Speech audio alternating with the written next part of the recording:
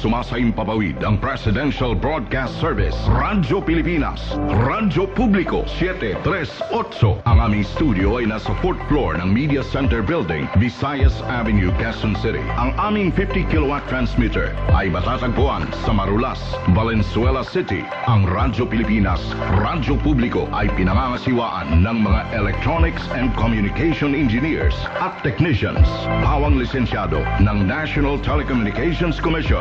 Rodentor Domingo, PECE 0001385. John Alvin Pelgone, ECE 0064790. Jo Marie Refarial, ECE 0070984. Rachel Joy Tinidan, ECT 0023775. Maria Teresa Segovia, ECT 0026682. At Marvin Toledana, ECT 0019489. Radyo Pilipinas, Radyo Publiko, 738 kHz is now signing on.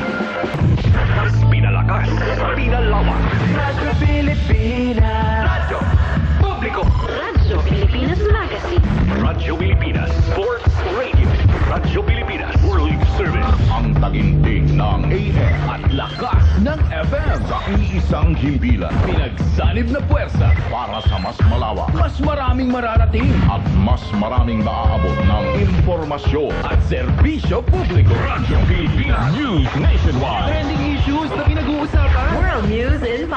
Ang inyong institusyon sa Philippine Sports Broadcast. Ipapahuli sa mahahalagang kaganapan. Siksik sa impormasyon. Mga palatuntunan ng Radyo Pilipinas, Radyo Publiko 738, Sports Radio 918. Radyo Magazine 1278. At Radyo Pilipinas World Service. Nag-uugnay ng pamahalaan sa sambayanan. Mapapakinggan na Sa Capital 104.3 FM. Capital 104.3. Radyo Pilipinas World Service. Sports Radio. Radyo Pilipinas Magazine. Serbisyo publiko. taginting ng AM. Lakas ng FM. The AM and FM Collab. Sa Capital 104.3 FM. Radyo Pilipinas. Malapit na.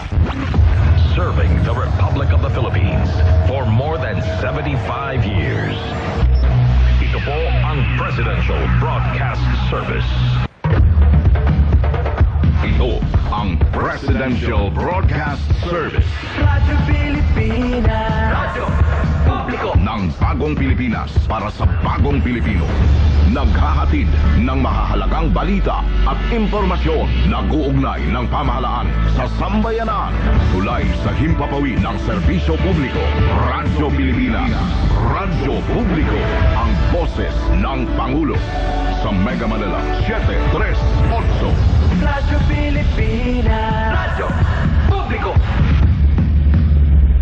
Dumating na tayo sa pagtatapos ng ating pagsasahimpapawid sa araw na ito. Ito ang Presidential Broadcast Service, Radyo Pilipinas, Radyo Publiko, 738. Ang aming studio ay nasa 4th floor ng Media Center Building, Visayas Avenue, Quezon City. Ang aming 50 kilowatt transmitter ay matatagpuan sa Marulas, Valenzuela City. Ang Radyo Pilipinas, Radyo Publiko ay pinangangasiwaan ng mga electronics and communication engineers at technicians. Pawang lisensyado ng National Telecommunications Commission. Rodentor Domingo, PECE 0001385. John Alvin Pelgone, ECE 0064790. Jo Marie Refarial, ECE 0070984. Rachel Joy Tinidan, ECT 0023775. Maria Teresa Segovia, ECT 0026682. At Marvin Toledana, ECT 0019489. Radyo Pilipinas, Radyo Publiko, 738 kHz is now signing off.